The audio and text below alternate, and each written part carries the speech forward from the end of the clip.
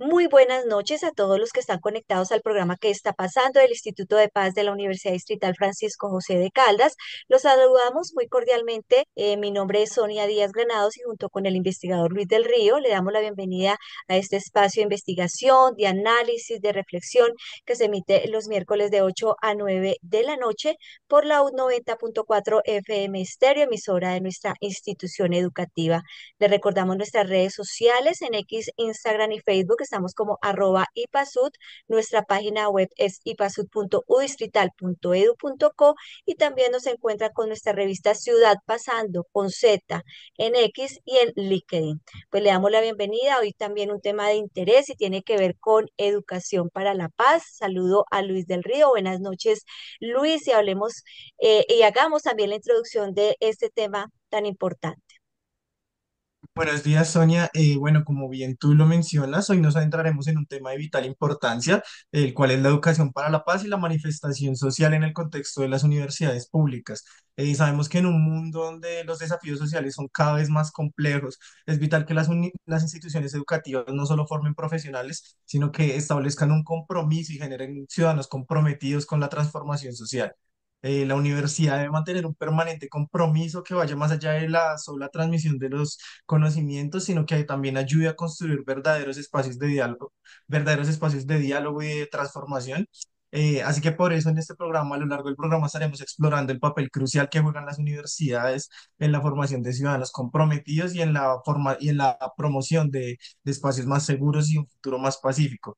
Para esto también tenemos como invitado a Miguel Ángel Franco Ávila, director del CEPAS de la Universidad Pedagógica Nacional. Miguel Ángel es licenciado en matemáticas de la Universidad Pedagógica, cuenta con una maestría en desarrollo educativo y social de la Universidad Pedagógica y ha liderado importantes proyectos pedagógicos, incluyendo su reciente labor en el equipo de pedagogía del Centro de Memoria, Paz y Reconciliación. Miguel Ángel, buenos días y bueno, quiero empezarte preguntando algo, digamos, ¿cuál es la forma en que la universidad, digamos, ha venido afrontando este tema de las protestas sociales? ¿Cuáles son esas políticas que la universidad ha permitido para generar espacios de diálogo y de negociación con los estudiantes cuando se presentan estas situaciones? Y digamos, ¿cómo responde la universidad ante estas situaciones? Ale, gracias por la invitación al IPASU, particularmente a Sonia y a Luis. Lo primero que queremos mencionar desde el lugar de la Rectoría del Porvenir es que le hemos apostado por democratizar la palabra y las decisiones en la universidad. Y eso implica, como planteaba el maestro Stanislav Zuleta, pues reconocer que las sociedades son capaces en la medida que tengan también mejores conflictos. Y estas conflictividades que habitan, que cohabitan, que coexisten en la universidad, pues retan seguramente para la mirada de actores dentro de la universidad, pero son posibilidad para que conversemos. Sí, hay temas en la universidad que suelen a veces quedarse en silencio o quedarse sosegados detrás de cámaras y la intención sobre todo es ponerlos de frente, conversar. No siempre es sencillo porque son temas difíciles, hay puntos de vista distantes, no hay tanta convergencia como uno a veces cree y eso pues pone de manifiesto una pregunta que me parece bien potente y es la pregunta por lo que implica estar juntos en la universidad y eso pasa por pensar la convivencia y al pensar la convivencia pues aparecen y emergen evidentemente los conflictos, ¿sí?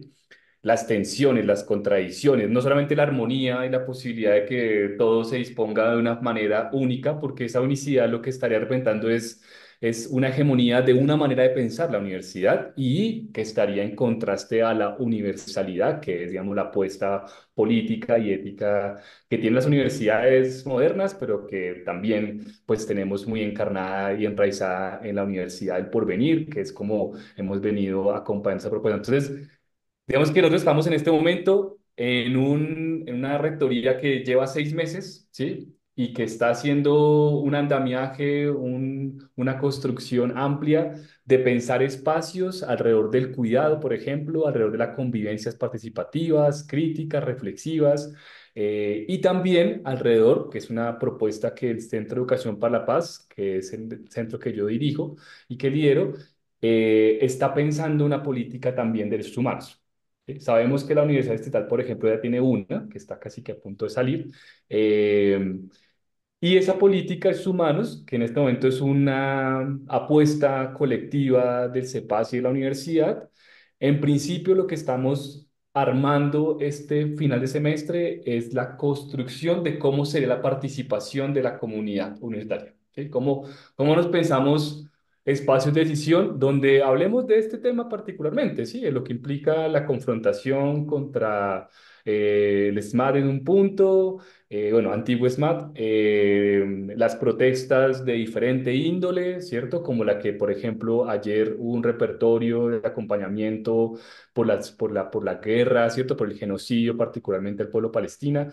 Entonces, digamos que hay muchas maneras también de cómo los jóvenes en este momento, los estudiantes particularmente, se organizan, protestan y los repertorios van cambiando también, ¿sí? O sea, los repertorios, algunos se han mantenido históricamente, ¿sí? Otros han venido emergiendo y las mismas maneras de liderazgos pues también van cambiando. Entonces, la universidad ahorita está en un estado de diálogo y de construcción colectiva en aras de pensarse apuestas que le permitan a la universidad no solamente responder a determinada situación, sino realmente acompañar de una manera distinta esos diálogos y que permitan que emerjan también posibilidades de apuestas, proyectos colectivos de ese escenario de diálogo. Miguel Ángel, me parece, digamos, muy interesante esta política. Creo que sí es importante, digamos, yo desde mi posición joven, yo no hace mucho que soy graduado y siempre nos pensábamos eso, ¿no? Cómo repensar los espacios, cómo promover, o bueno, cómo crear espacios de participación. Y siempre me parece importante, digamos, tener una política de esto, ¿no? Una política que permita, digamos, atender estas situaciones y generar puentes. Y me genera una pregunta de si esta política también está pensada para poder, digamos, generar algún tipo de diálogo, ya no solo entre la universidad y los estudiantes, sino también hacia afuera con la policía. Tú lo mencionas, es importante, digamos, el trato que se da con el antiguo SMAT. ¿Cómo, digamos, esta política ha pensado este problema, este tema? ¿Cómo han pensado que se puedan generar lazos y puentes para que ya se reduzca, digamos, esa relación conflictiva que se tiene con las Fuerzas Armadas, sino que más bien digamos, se puedan generar espacios de negociación un poco más tranquilos, más concertados y que pues nos permitan realmente a los jóvenes y a los estudiantes precisamente pues estar como más en sintonía con el gobierno también? Sí, pues mira, hay un asunto que es central, digamos, en la relación que se tiene con la fuerza pública, específicamente con el movimiento estudiantil, y es que desde hace muchas décadas el movimiento estudiantil ha sido estigmatizado, ¿sí? Y el exgeneral de la policía, Óscar Naranjo, lo mencionó en un encuentro de Hablemos por la Verdad que lideró la Comisión de la Verdad, ¿cierto? Dijo, sí, la policía tuvo una política, ¿sí? De estigmatización a la universidad pública.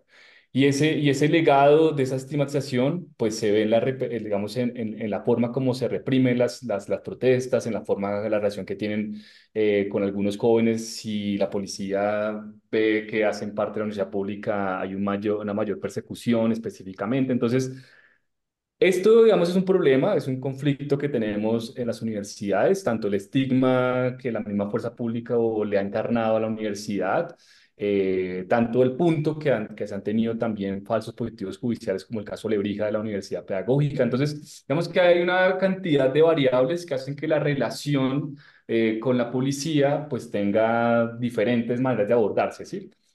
En este momento en el distrito hay mesas digamos, con la Procuraduría y con las entidades, mesas para trabajar tanto la estigmatización de las universidades públicas, pero también trabajar apuestas de derechos humanos que vinculan a la fuerza pública, ¿sí? O sea, que también en ese escenario de incidencia política, pues también cuando ellos, digamos, la fuerza pública accede a cursos de formación, pues parte de esa propuesta formativa sea pues repensar el lugar que tiene la universidad pública en la sociedad y también particularmente los jóvenes, digamos los jóvenes como un actor social crítico, reflexivo que construye país, pues también es una discusión que la fuerza pública pues debe replantear, que está muy conectado con la idea de enemigo interno que está en el país y eso pues no permite que avancemos hasta que no haya una transformación real de las formas como se forman la fuerza pública, cómo atienden los protocolos cuando hay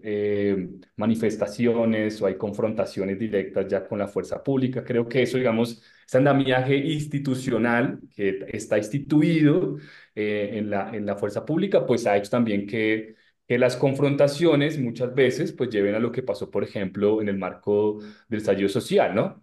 Y es una exacerbación de las violencias por parte de la fuerza pública que, pues digamos, deja unos dolores en los jóvenes, en la sociedad en general, pues que también ocasiona que en este momento tengamos una relación conflictiva con muchos de los actores de la fuerza pública, ¿sí?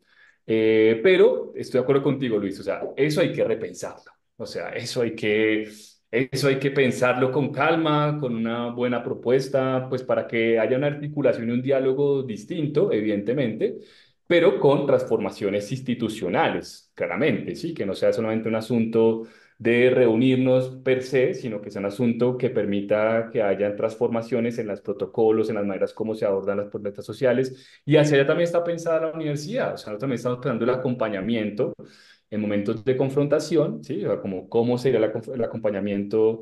En la universidad, particularmente la pedagógica, lideró en la ciudad un proceso bien importante a través de la red de derechos humanos.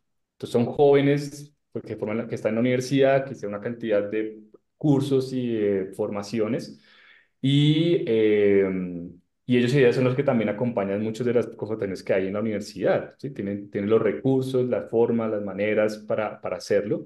Pero también estamos en la universidad viendo cómo seguimos acompañando, tanto respetando la autonomía estudiantil, ¿sí? Porque hay también una distancia entre la institucionalidad y la autonomía del movimiento estudiantil y de los colectivos estudiantiles o de liderazgos estudiantiles particulares. Pero pues intentando también que encontremos maneras en las que ese acompañamiento tenga mucha mayor efectividad cuando ocurra algún hecho particular, también cuando haya persecución. Entonces estamos en el CEPAS también pensando tanto la promoción específicamente, la formación en derechos humanos, pero también, digamos, el acompañamiento y la defensa en casos puntuales, ¿sí? O sea, como que sea un asunto sistémico de cómo nos repensamos esta política de derechos humanos. Pero sí, yo siento que esa relación hay que seguirla conversando, seguirla discutiendo, sin desconocer también las violencias históricas que están atravesando la relación en sí misma, ¿sí? O sea, no es que ahora los jóvenes, sino que eso ha venido atravesado por momentos e hitos importantes dentro del movimiento social. Sí, es importante, profesor Franco, hablar sobre eso, esa historia que tiene que ver con la relación entre movimientos estudiantiles y autoridades, que eso no es de ahora, recordemos hace muchos años esas desapariciones a estudiantes, cuando intervenía obviamente la autoridad, la fuerza pública, muchos estudiantes desaparecidos, torturados. Entonces, hablemos un poco de cómo ha sido esa evolución también de estas, estas situaciones que se presentan en las universidades, esta relación entre los estudiantes, entre la fuerza pública, se ha ido cambiando. ¿Cómo se ve el panorama en este momento con lo que era el antiguo SMAT, que ahora es el UNDEMO, que es una policía que es más de diálogo que de represión? Entonces, hagamos como esa trayectoria para poner en contexto también a nuestros oyentes y seguidores de Facebook. Bueno, no, pues sí, miren, yo, pues por un lado creo que estás poniendo un centro en el lugar que tiene la memoria, y podríamos decir que la memoria de la guerra, el conflicto armado, algunos también de la vida sociopolítica del país, ¿sí?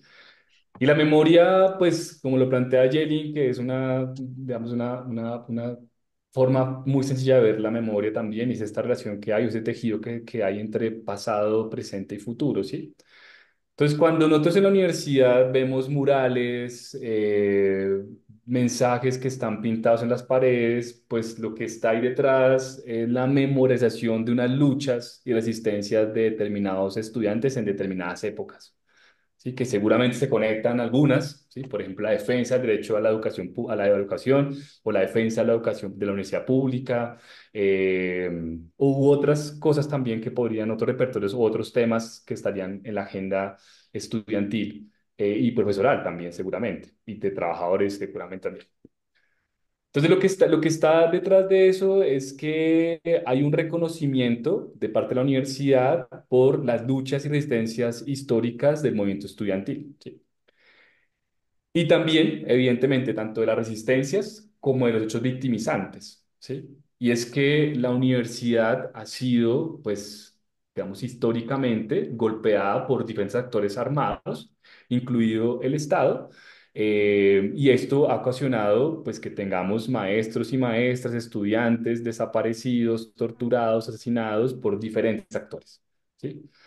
Pero nosotros lo que estamos pensando en este momento es, por un lado, también, y es una apuesta que queremos darle mucha línea larga, y es como ocurrió en la Universidad de Córdoba, y es que la pedagógica, como las universidades públicas, yo sentiría que es ampliamente, seamos sujetos de reparación colectiva, ¿sí? Que no solamente es un asunto jurídico, sí, también lo es, sino que es político y también en perspectivas es pedagógico, ¿sí? Porque estamos hablando no solamente que fue un asunto aislado, sino que hay unos hechos sistemáticos que están, digamos, llevando a la universidad a que sea victimizada por actores diversos, ¿cierto? Y esto, digamos que en términos de la relación y de los repertorios y de, pues, digamos, de las luchas históricas, pues refleja por un lado que el pensamiento crítico en muchos momentos ha sido perseguido por diferentes actores en el país, ¿sí? ¿Y qué implica una universidad si no tiene la posibilidad de dialogar críticamente con lo que está pasando en el país y en el mundo? ¿Cómo, cómo leemos esta universidad distante de los procesos comunitarios, populares, sociales, de las exigencias sociales que hay en determinado momento del país? Entonces, esta relación comunidad-universidad más ampliamente, no solamente a través de proyectos de extensión o de extensión solidaria o extensión, sino que también está pensando la relación de la universidad desde un eje problemático, ¿sí? Y eso nos pone digamos, en un lugar muy interesante porque nos pone a pensar también lo que implica hoy en día la universidad y lo que ha implicado esos repertorios y lo que ha implicado las luchas históricas. Uno podría pensar, yo, digamos, en mi época estudiante, pues particularmente en 2007, que fue un hito del movimiento estudiantil, las exigencias que estaban en ese instante, pues estaba pensados en temas de financiación. Y uno podría pensar que hoy en día, pues es un eje que se sigue manteniendo, la financiación de la universidad pública, la deuda histórica que tiene el Estado con las universidades, ¿sí? Mayor calidad de los espacios, mayores recursos, pero también la posibilidad, en cierta medida, de tener la libertad de pensar y hacer distinto, y que eso nos lleve a que seamos desaparecidos, detenidos, excluidos, ¿sí? Sino que la universidad realmente le posibilita al país ser un centro de pensamiento crítico, reflexivo y que apueste a transformaciones hondas en lo que está el país también pensando. Entonces, digamos, yo me pongo en ese lugar, ¿sí? Como esa relación entre memoria, resistencias, hechos victimizantes, una apuesta grande alrededor de ser, digamos, de las universidades, particularmente la PB como sujeto de reparación colectiva, y lo que implica pensar también en este presente para construir futuro, la pedagogía de la memoria, ¿sí? Yo estaría por ese lado, digamos, pensando esa relación. Sí, y digamos, algo que estás mencionando me llama mucho la atención y es un poco, digamos, las capacidades que tienen también desde el lado de la universidad para afrontar estas situaciones.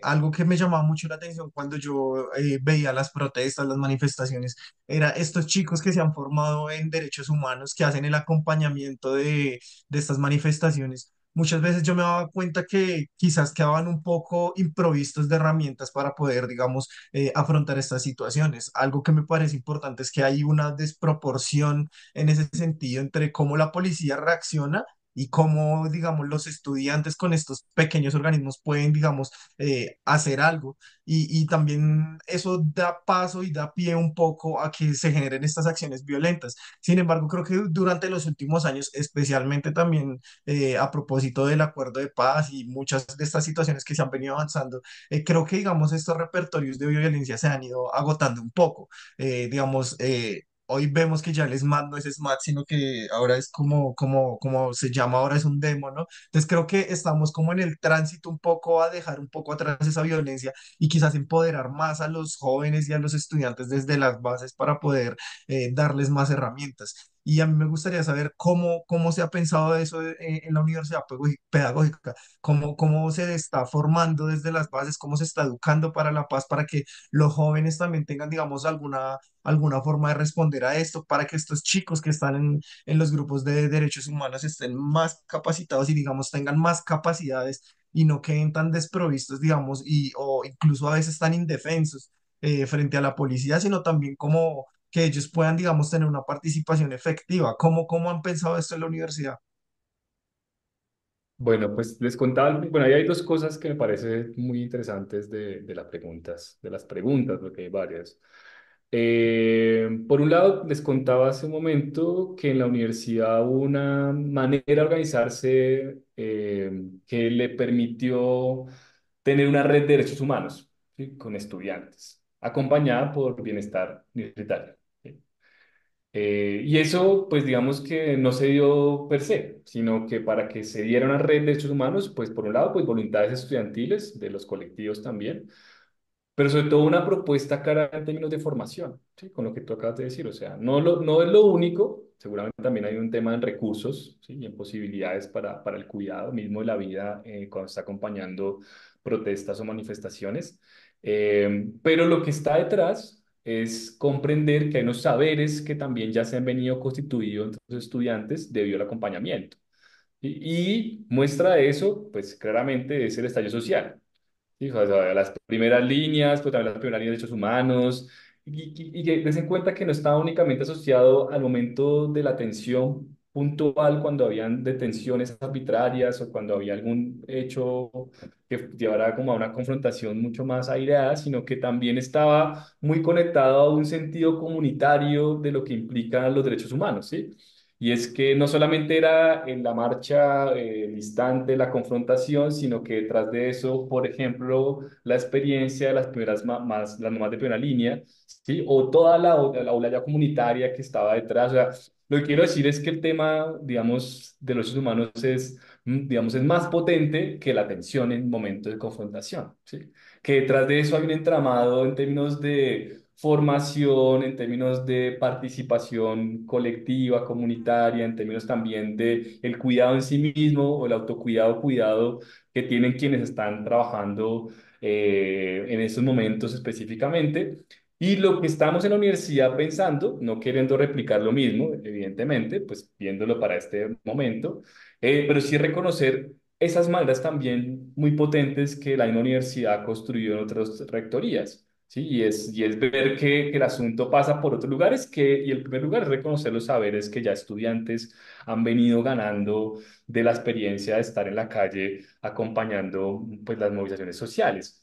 Y eso, digamos que, digamos, de entrada eso pone una esfera distinta sin desconocer que también son dentro de los colectivos, organizaciones también hay distancias, cercanías, maneras de abordar diferentes, pero que eso puede enriquecer también la mirada y la apuesta. Nosotros desde CEPAD no queremos lanzar formaciones así como, sino que sean, digamos, que también construidas, co-construidas colectivamente, ya sea con acciones sociales, ya sea también con entidades que tengan estos cursos, pero obviamente, claramente, con profes y estudiantes, trabajadores, que es, digamos, que es parte de la comunidad voluntaria con quienes todo el tiempo trabajamos. Y lo segundo, que estaba más en el orden de la construcción de paz, pues también estamos en un momento de repensarnos, digamos, casi que resemantizar eh, la paz o la educación para la paz, ¿sí? Porque también en ese tema hay mucha tela para cortar y también en cierta medida ha habido un agotamiento en algunas prácticas y discursos, ¿sí? Y eso no es que sea un asunto para echarse para atrás, por el contrario, es un asunto para meterle más cabeza y pensar más las cosas y bueno, digamos que construir una apuesta alrededor de qué hacer, ¿no? Política hay mucha información, hay muchas herramientas, nomás la Comisión la verdad nos dejó una transmedia gigante para hacer millones de cosas. ¿Qué tanto se está haciendo alrededor del informe de la Comisión la verdad?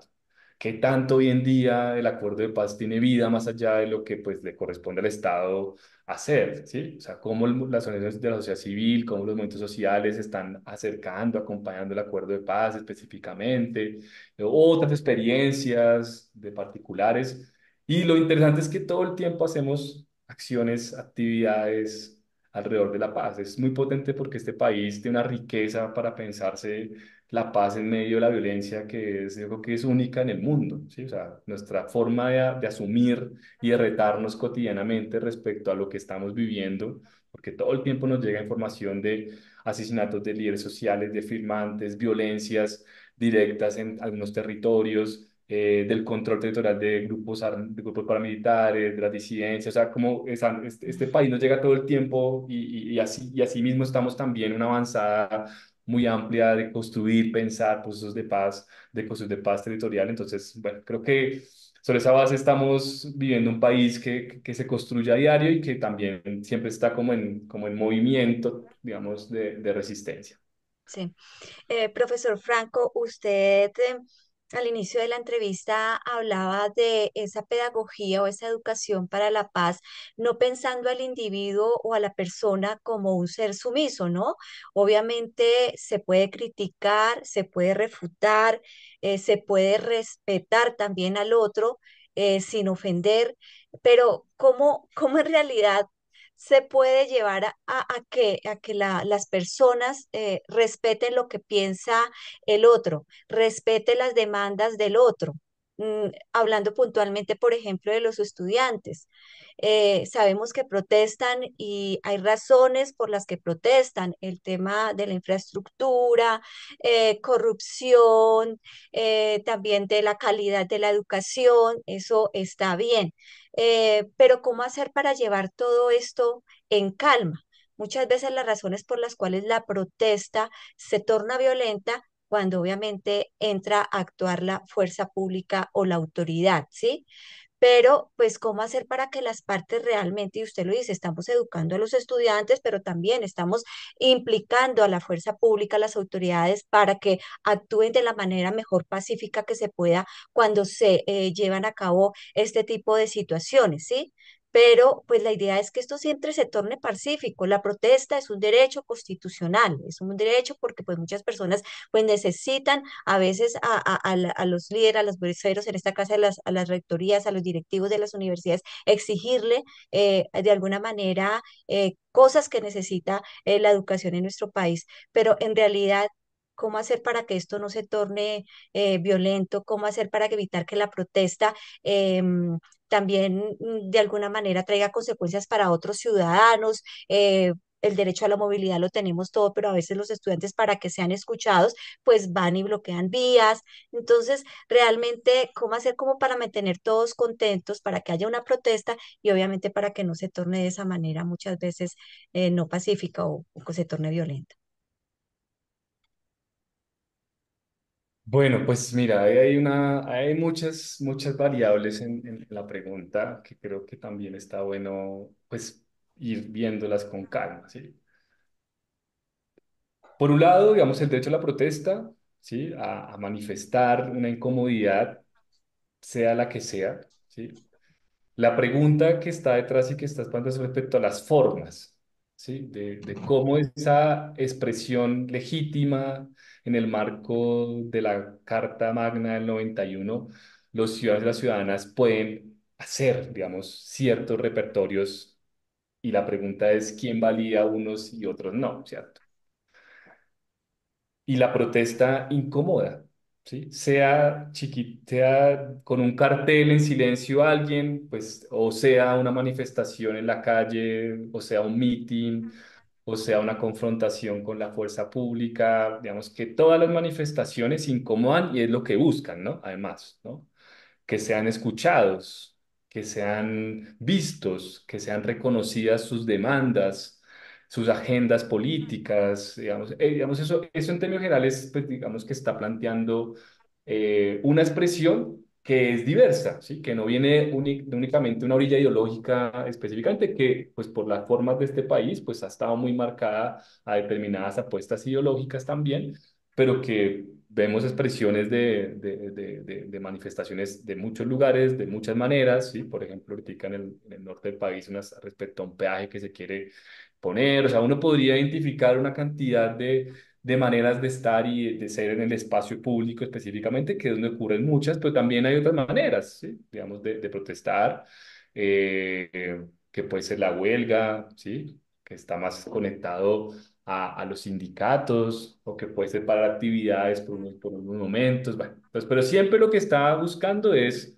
pues ser reconocido, ser visto, y ahí es donde quiero también pues poner detrás la cámara, o sea, no quiere decir porque dan protesta, digamos, lo que quiero decir es que la protesta también es una expresión misma del conflicto, pero una potencia para que también se vean las cosas, lo que pasa es que incomoda.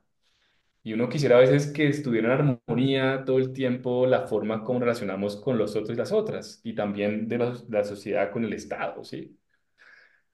Pero eso quiere decir que esos conflictos también están conectados a unas causas, ¿sí? Y la pregunta sería por las causas. Y vamos a la universidad para no quedarnos tan arriba, tan lejos en el país, porque ya se pone muy grande la discusión. Y sería preguntarse cómo las universidades están posibilitando espacios de participación reales con los estudiantes, las estudiantes, los profesores, ¿sí? Que no es sencillo, pues tampoco siendo que no es sencillo. Y también, y como lo planteaba Estanislao Zuleta, como en esta relación entre educación y democracia, pues se aprende también, ¿sí? O sea, esto no... Si hemos aprendido una cultura de la guerra, ¿sí? En la que la forma de expresar nuestros desacuerdos es a través de las violencias, pues seguramente podemos aprender también unas culturas distintas, que alguien denominaría culturas de paz, o culturas que han desaprendido la guerra o desinstalado, ya han desnormalizado la violencia, ¿sí? Y eso no quiere decir que no haya un debate acalorado, que no haya una disposición incómoda del cuerpo, que en un momento se separen las mesas y no sigan andando, que haya distancia por las formas de verlas. O sea, digamos, cuando usted piense como un momento político de mucha tensión, no está como gente muy armoniosa, sino que ahí hay tensión, ¿sí? Que se expresa en el cuerpo también seguramente. Pero se aprende, ¿sí? Se aprende, ¿sí? Se aprende y la medida que se aprende, lo que pasa es que entre educación y cultura no siempre van al mismo ritmo, ¿sí? La educación puede estar andando unas cosas y la cultura está tratando otras maneras y eso pues también a veces nos permite ver distancia entre lo que queremos que pase y lo que está pasando, ¿sí? Y yo lo que, digamos, te planteo en medio de lo que hemos venido en la universidad construyendo es, primero, encontrarnos, ¿sí? Abrir espacios para encontrarnos es fundamental, ¿sí? Luego de eso, escucharnos ampliamente, que tampoco suena muy fácil, ¿no? Pero no es sencillo escucharse de manera presente y estar muy atento a lo que el otro está pidiendo y demandando. Seguramente a veces puede que estés más cerca de lo que uno cree, ¿sí? Y luego de esas escuchas activas, pues también construir acuerdos y pactos que permitan que haya transformación de lo que esté ocurriendo en determinado momento, ¿sí? Pero esos trayectos no siempre son lineales, perdón, nunca son lineales, ¿sí? Más bien están como en una montaña que sube y baja, ¿sí? Pues porque los actores están ahí en movimiento y hay tensiones presentes y eso pues hace que eso vaya bajando, un poquito como lo que pasa con la mesa de negociaciones o una negociación, un acuerdo, ¿sí? Sin meterme con esta coyuntura política que está bien compleja de entender a veces. Eh, pero es, digamos, detrás de eso está ese reconocimiento del otro, ¿sí? Y está también, pues, la posibilidad de construir, digamos, me gustaba mucho esta propuesta que hacía Antequera, José Antequera, el exdirector de Centro de Memoria, que es construir causas comunes. Y a veces sentimos que hay con gente que uno no tiene nada en común, o sea, que hay gente con la que uno en serio para nada, ¿sí? Y si logramos encontrar la causa común, seguro que en ese momento vamos a tener la posibilidad de andar juntos y juntas para esa causa específicamente. Que no, puede que en muchas causas nos vayamos por vías distintas, pero hay causas que puedan ser esas causas comunes para transformar asuntos puntuales, estructurales de la universidad. Por ejemplo, en nuestra universidad. como en muchas universidades también hay unos conflictos latentes todo el tiempo que pues seguramente no son tan fáciles de tramitar, ¿no? Porque están tensionando unos actores de una cosa, otros otra, entonces pues ahí se pone el terreno muy difícil, pero digamos si uno está conectado desde apuestas de la ética del cuidado, desde miradas de conflictos, digamos, esta riqueza del conflicto, ¿no? Como estos conflictos que nos tensionan, nos complejizan la mirada. Digamos, ese camino es un camino que resulta muy bien, ¿sí? Muy bien, Ujú. digamos. Y Pero profesor, es lento, es lento. y qué hacer con las supuestas infiltraciones, ¿no? Porque muchas críticas que se hace a las manifestaciones de los estudiantes es que hay infiltrados, ¿no? De grupos al margen de la ley, de grupos armados, que dicen, lavan la cabeza de estos estudiantes y son los que lo incitan a este tipo no sé, de prácticas, de manifestaciones violentas. Entonces, ¿cómo se hace para educar en ese sentido? ¿Cómo poner, yo lo grafico así como un colador y mirar qué realmente son esos estudiantes que sí están queriendo una universidad mejor, con calidad, con cobertura, sin corrupción, y dejar a un lado a estos personajes que lo que hacen es crear circunstancias pues no propicias para la universidad? Pues digamos que lo que hablamos al principio, digamos, o sea, si yo veo de entrada que hay un estudiante que hace parte de la fuerza pública específicamente, sí, por ejemplo, eh, y que está digamos, estás buscando información del movimiento estudiantil para otras cosas, ¿el asunto está en el estudiante? Sí, pero y también no. Está en la política de estigmatización que tiene la fuerza pública, ¿sí? Entonces, la transformación estaría en la entidad, en la institución, particularmente la fuerza pública, con la idea de enemigo interno, con toda la carga que le ha puesto a la universidad pública alrededor de verlos, digamos, de verlos únicamente como un nido de determinados grupos en la sociedad, ¿sí? Y esa carga histórica, pues seguramente se transforma no solamente porque un estudiante entre de infiltrado a la universidad, sino transforma porque la institución transforme las maneras como comprende el sentido mismo de la universidad pública en el país.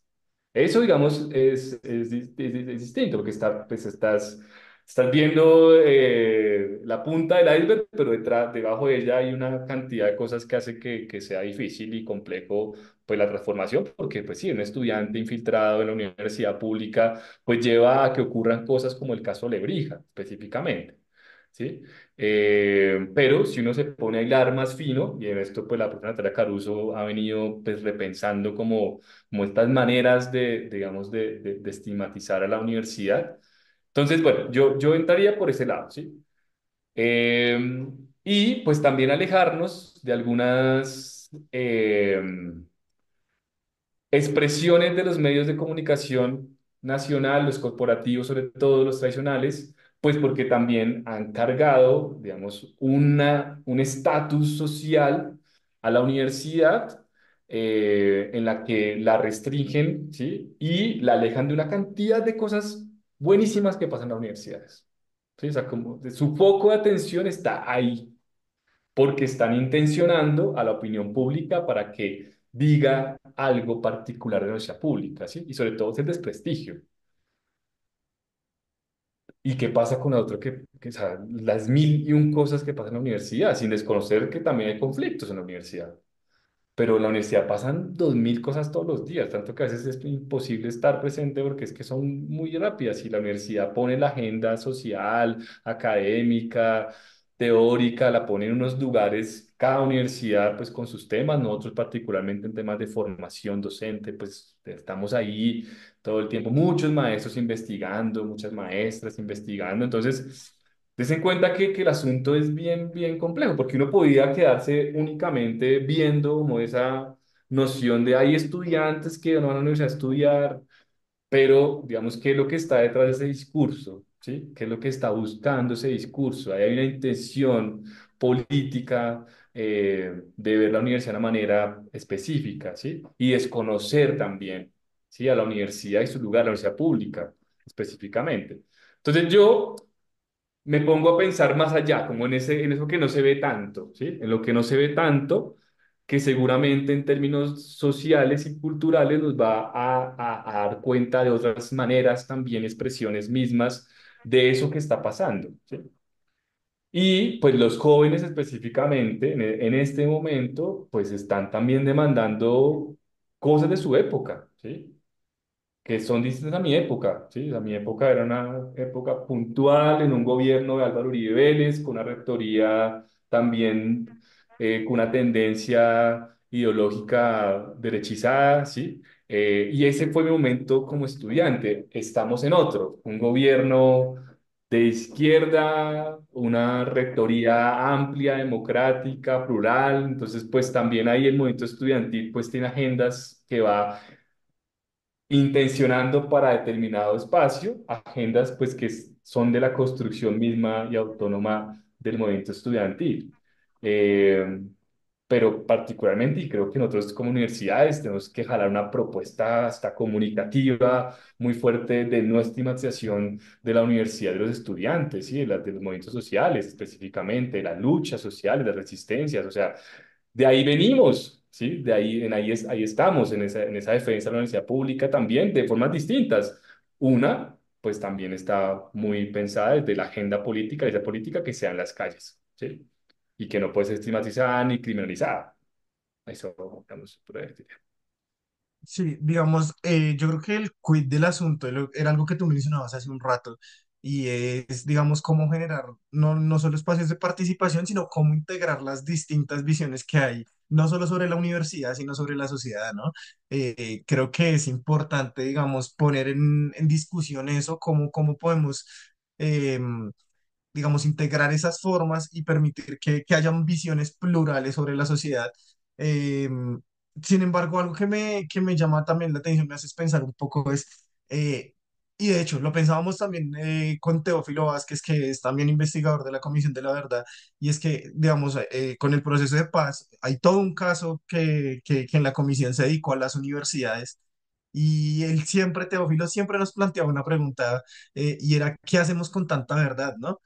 ¿Para qué queremos tanta verdad? Finalmente, algo que también me parece a mí personalmente es que muchas veces el movimiento estudiantil es muy coyuntural y se deja llevar mucho de las situaciones que están en el momento, pero yo creo que es importante retomar toda la discusión, no solo de lo que está pasando en el momento, sino teniendo en cuenta que hay distintas visiones, que esto tiene un trayecto histórico bastante largo. Entonces creo que es importante la labor que hizo la comisión en este sentido, porque nos mostró qué es lo que, cómo era que se había llevado todo este proceso, por qué había violencia en las universidades, cuál fue el papel de las universidades, pero sin embargo eso queda un poco en el aire si no se llega a materializar en algo, en alguna política o en lo que tú nos mencionas en esos espacios de diálogo y participación.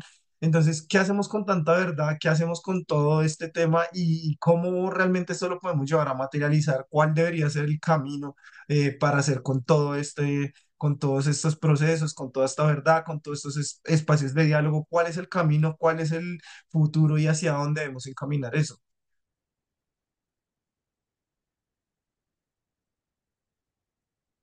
Profe Miguel, tienes el micrófono silenciado, discúlpame. Da, listo. Me recojo con el profe. Yo también creo que hay hay tanta información que a veces puede ser compleja tramitar, ¿sí? Digamos, ¿qué impacto ha tenido que el general Oscar Naranjo hubiese dicho lo que dijo, ¿sí? Alrededor de las universidades?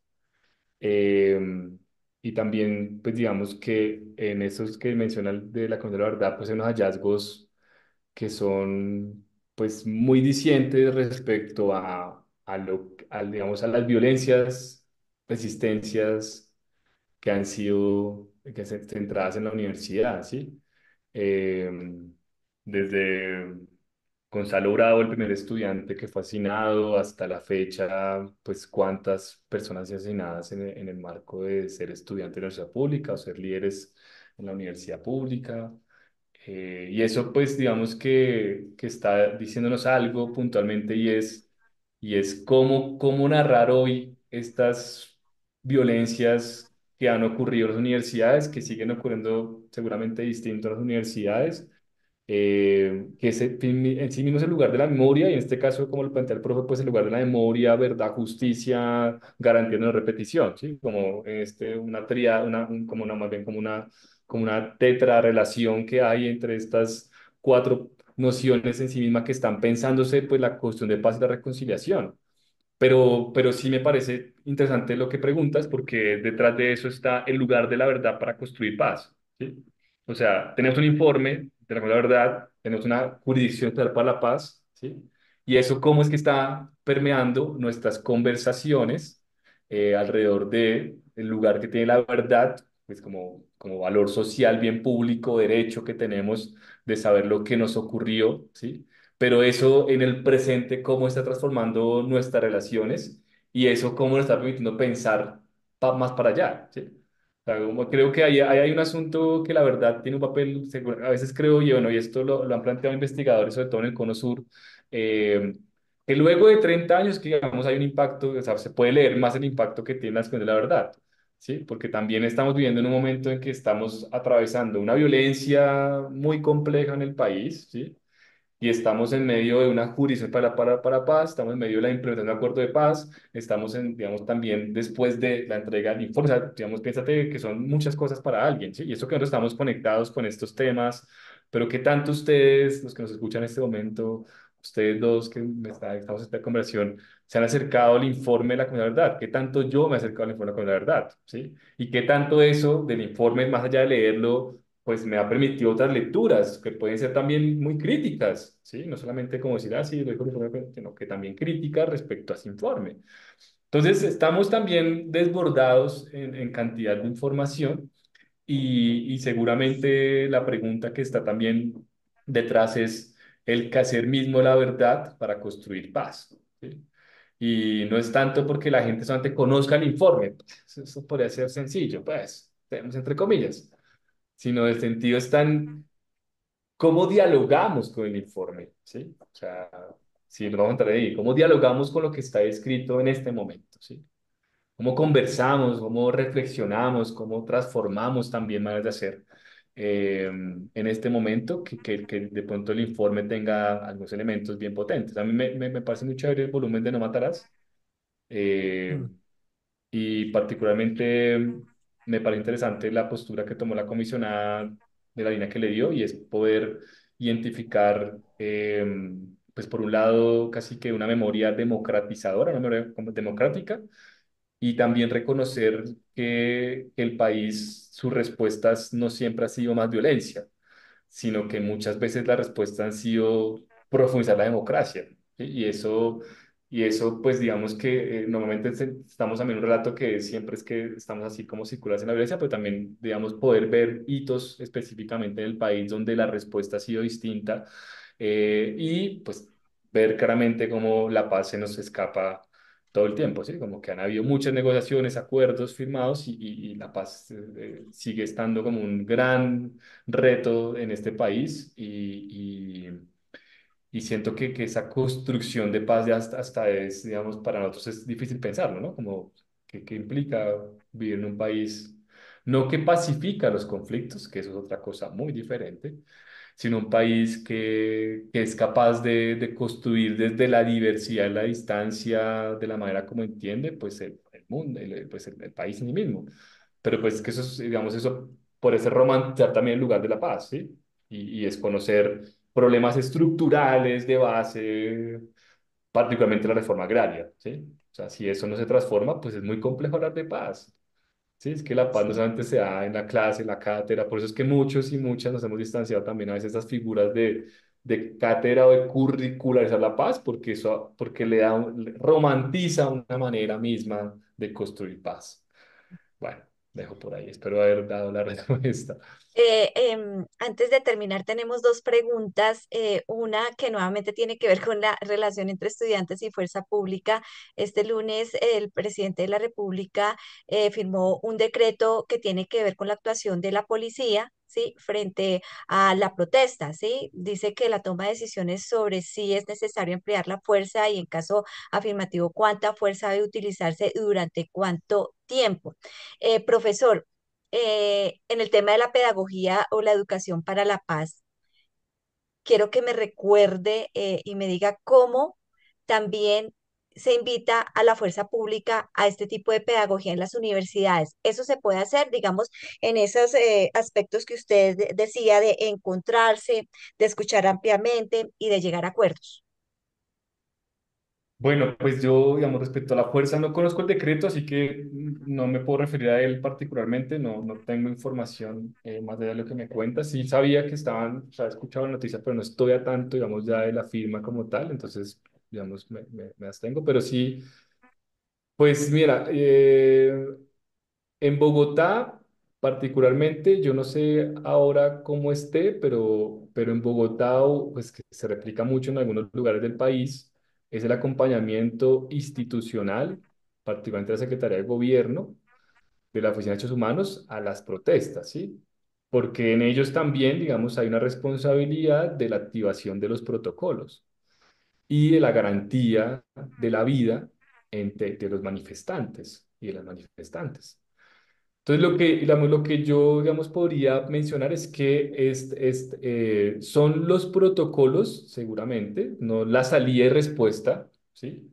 Más bien es el cuidado en sí mismo institucional de la vida, ¿sí? El respeto y la garantía por la protesta, ¿sí? Y cuando haya confrontaciones, específicamente, pues sostenerla dentro de un marco jurídico que ya está instituido, ¿sí? Y que bueno, y ya digamos ahí en términos de fuerza, pues digamos, uno podría, como lo hablamos ahorita más, no centrarse en la confrontación, sino ver lo que está detrás. ¿Sí? Porque si me quedo ahí, pues me cierro a pensar es la confrontación, pues también hay que pensar en los protocolos, la ruta de atención, hay que pensar también pues las mismas marcos normativos que tiene la policía, la fuerza pública, eh, y la garantía que tendrían tanto, digamos, los manifestantes y tanto la fuerza pública en estos momentos de confrontación, pero también ver lo que está detrás que a veces no se ve, ¿sí? Que son lo que están pidiendo y exigiendo en determinado momento, en el caso que tú preguntas, los estudiantes, ¿sí? O sea, ¿cuál es la exigencia que está detrás de ese momento, digamos, de confrontación?